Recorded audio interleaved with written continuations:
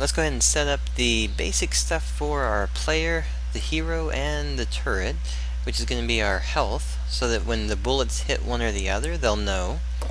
So for the hero, if you click on the hero in the hierarchy, what you'll notice is that there's no rigid body component onto it. So let's go ahead and go to Add Component, and let's type in rigid body, and then select the rigid body option.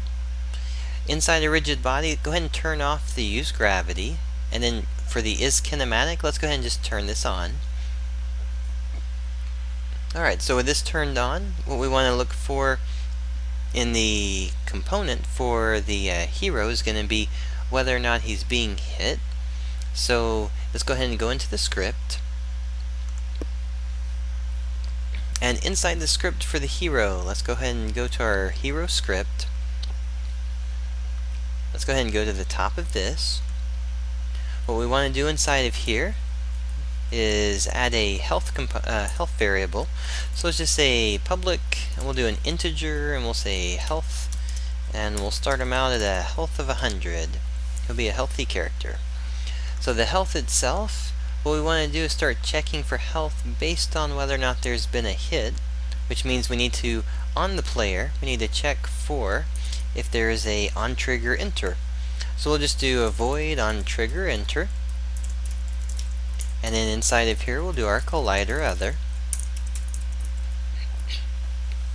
So in the on trigger on the weapons, what we've done is actually not checked for anything.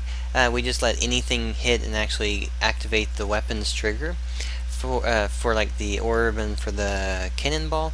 For the hero and for the turret, what we want to do is actually check what is being hit.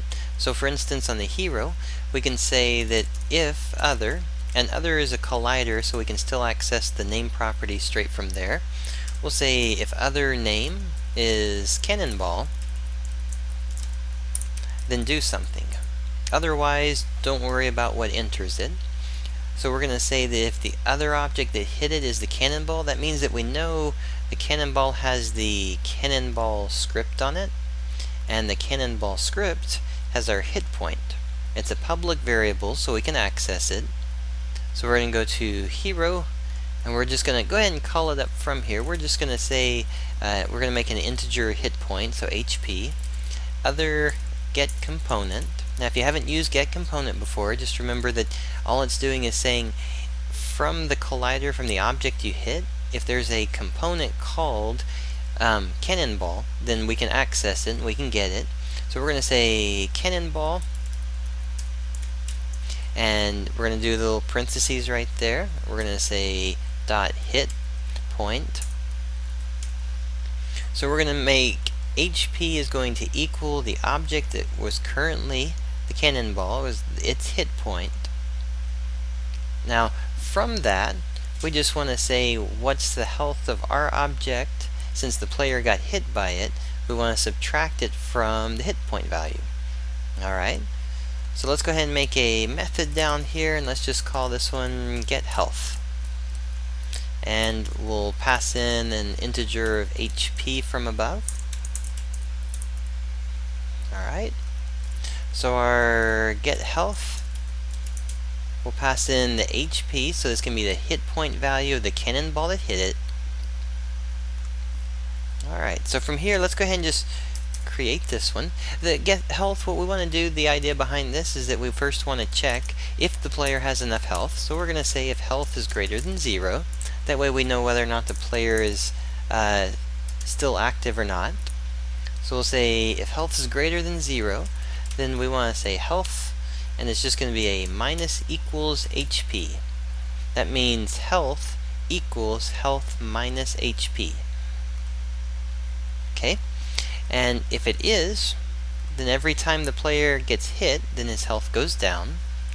Now, if the player has no more health, then we'll say that the game's over and that you can play again. So we'll just say, we'll do a little debug right here just to start with. And debug is going to print to the console. And this is just a string value, so we'll say game over.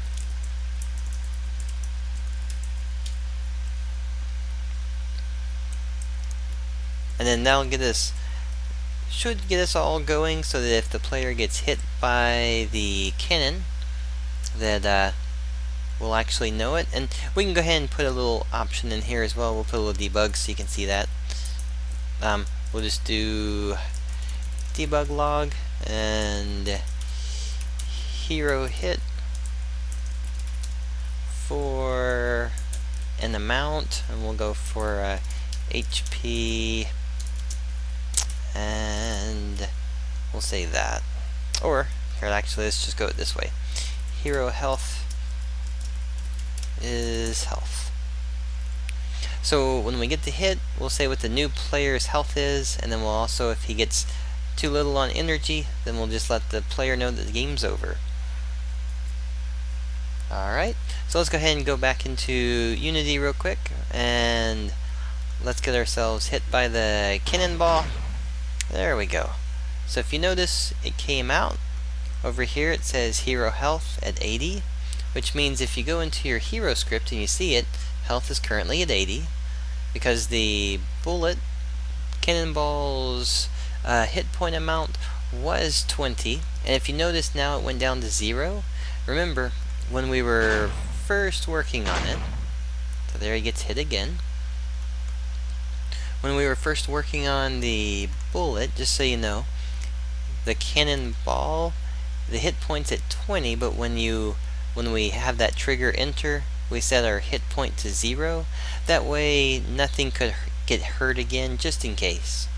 So that is the player setup with his health, and his health goes down until it gets to 0. And if it gets down to 0, then it says game over.